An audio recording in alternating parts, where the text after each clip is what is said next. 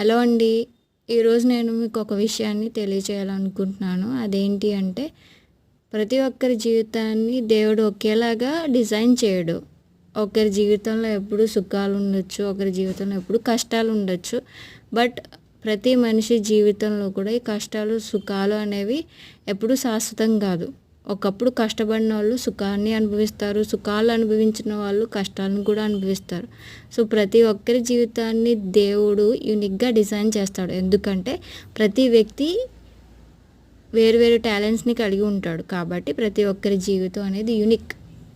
మనం మనం చేయాల్సిన పని ఏంటనేది మనం మైండ్లో ఉండాలి. కానీ మన టైం బాగాలేనప్పుడు మనల్ని ఎవరో డిస్కరేజ్ చేసి నాలుగు మాటలు అన్నారని చెప్పి మనం అక్కడితో ఆగిపోవాల్సిన అవసరం లేదు. మన టైం వచ్చినప్పుడు మన విలువ అనేది తెలుసుకోలేని వాళ్ళకి తెలియజేస్తుంది టైం అనేది. మనం ఎన్ని కష్టాలు ఉన్నా కూడా జీవితంలో ముందుకు వెళ్ళిపోవాలి. ఒక నది అనేది ఎలా అయితే ఆగకుండా ముందుకు వెళ్ళిపోతుందో అలాగే మనం కూడా ముందుకు వెళ్ళిపోవాలన్నమాట. ఆ వీడియో కనుక నచ్చితే లైక్ చేయండి. Thank you for watching.